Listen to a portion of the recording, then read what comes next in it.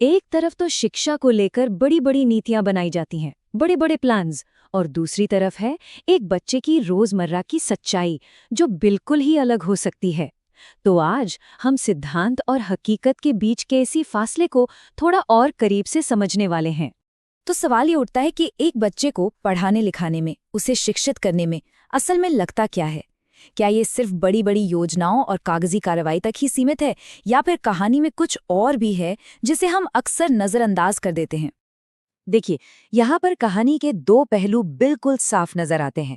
एक तरफ world bank की एक बहुत ही कह सकते हैं शानदार नीति है जो कम्युनिटी पार्टिसिपेशन या सामुदायिक भागीदारी की बात करती है, और दूसरी तरफ बिल्कुल जमीनी हकीकत, एक गांव के क्लासरूम का सीन जहां एक टीचर बच्चे से पूछ रहा है किताब से उतारने में क्या फायदा है। यही यही वो फासला है जिसे हम आज समझने की कोशिश करेंगे। तो चलिए सबसे पहले उस शक्तिशाली विचार को ही समझते हैं जो कागज पर इतना अच्छा लगता है, सामुदायिक साझेदारी का वादा। तो ये कम्युनिटी पार्टिसिपेशन या सामुदायिक भागीदारी आखिर है क्या?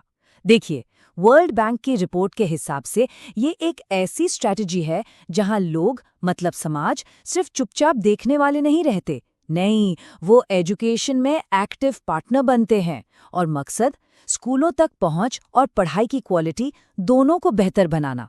और सोचिए, कागज पर ये आइडिया कितना जबरदस्त लगता है। समुदाय जो है वो कम पैसे और सामान में ज्यादा काम निकाल सकता है, बच्चों की जिंदगी से जुड़ा हुआ सिलेबस बनाने में मदद कर सकता है, स्कूल में बच्चे क्यों नहीं आ रहे हैं जैसी लोकल प्रॉब्लम्स को पहचान सकता है, और तो और स्कूलों को ज्यादा जिम्मेदार भी बना सकता है। सुनने में तो ये किसी जादू की छड़ी जैसा लगता है ना, जैसे हर समस्या का एक ही समाधान। चलिए अब उस आदर्श दुनिया से बाहर निकलते हैं और पहली बिल्कुल असली चुनौती को देखते हैं। पता है वो क्या है? कई बच्चों के लिए सीखने का सफर एक लंबी, बहुत लंबी पैदल यात्रा से शुरू होता है। पहली रुकावट तो बस स्कूल तक पहुंचना ही है। मोरक्को के एक गांव के प्राइमरी स्कूल का उदाहरण लेते हैं। वहां 220 बच्चों पर एक स्टडी की गई, और जानते हैं उन सब में एक बात क्या कॉमन थी? हर एक बच्चा, जी हाँ, हर एक बच्चा स्कूल पैदल चलकर आता था। कोई बस नहीं, कोई गाड़ी नहीं, सिर्फ अपने पैरों पर। और इस चार्ट को देखिए, ये इसका असर बिल्कुल साफ दिखाता है। जो बच्चे अक्सर लेट होते थे उन्हें स्कूल पहुंचने में औसतन करीब करीब 20 मिनट लगते थे, और जो टाइम पर पहुंचते थे उन्हें सिर्फ 12 मिनट। मतलब सिर्फ 8-10 मिनट का फर्क ये तय कर रहा था कि कोई बच्चा क्लास में वक्त पर होगा या नहीं। और बात सिर्फ लेट आने की नहीं है, मामला इससे कहीं ज्यादा गंभीर है। इन्हीं बच्चों में से 70% बच्चे महीने में कम से कम एक बार तो स्कूल आते ही नहीं थे, एब्सेंट रहते थे। और लगभग 1/4 बच्चे यानी 23% तो आमतौर पर क्लास में लेट ही पहुंचते थे। इससे पता चलता है कि स्कूल का सफर कितना कितना बड़ा मुद्दा है। लेकिन शायद सबसे चौंकाने वाला आंकड़ा तो ये है, -0.14। ये एक छोटा सा नंबर लग सकता है, पर ये ट्रैवल टाइम और पढ़ाई के स्कोर के बीच का कनेक्शन दिखाता है। इसका मतलब बहुत सीधा है। जितना लंबा पैदल चलने का रास्ता, उतने ही कम नंबर। हर एक कदम उनकी पढ़ाई पर भारी पड़ रहा था। ठीक है, तो मान लेते हैं कि बच्चे ने लंबी चौड़ी पैदल यात्रा की चुनौती पार कर ली। अब वो क्लास में पहुंच गया, तो क्लासरूम के अंदर क्या होता है? चलिए अब जरा जमीनी हकीकत पर एक नजर डालते हैं। ये बातचीत भारत के एक गांव के स्कूल की है। टीचर पूछ रहा है, ये 7 है कि 1 है? तुम पहला आदमी है, कैसा लिखता है? ये छोटी सी बात हमें दिखाती है कि यहाँ कितनी बेसिक, कितनी बुनियादी मुश्किलों का सामना करना पड़ रहा है। और जरा ये बातचीत सुनिए। एक बच्चा कहता है, सर समझ नहीं आता इसलिए नहीं बना। और टीचर का जवाब, समझ गए तो बना लेंगे। ये जो सीधा साधा अनफिल्टर्ड डायलॉग है ना, ये सीखने की प्रक्रिया में जो निराशा है, जो गैप है, उसको दिखाता है। और इस सबके बीच बैकग्राउंड में क्या चल रहा है?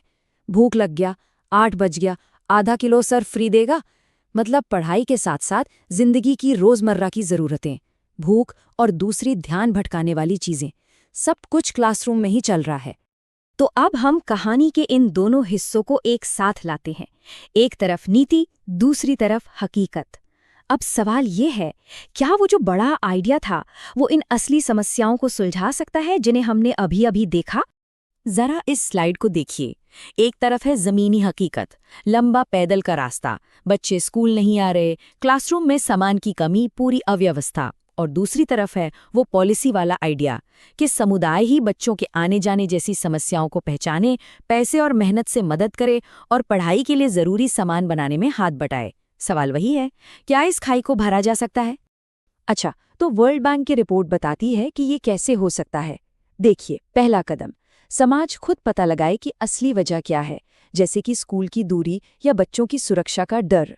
दूसरा कदम, जहां सरकार का पैसा कम है वहां लोग मिलकर स्कूल चलाने के लिए पैसा, मेहनत और सामान का इंतजाम करें। और तीसरा, जब माता पिता खुद शामिल होंगे तो वो टीचर के आने जाने और काम पर भी नजर रख सकते हैं, जिससे स्कूल की जवाबदेही बढ़े। तो इन सब के बाद हम आखिर किस नतीजे पर पहुंचते हैं? असली बात क्या है? वाकई में क्या मायने रखता है?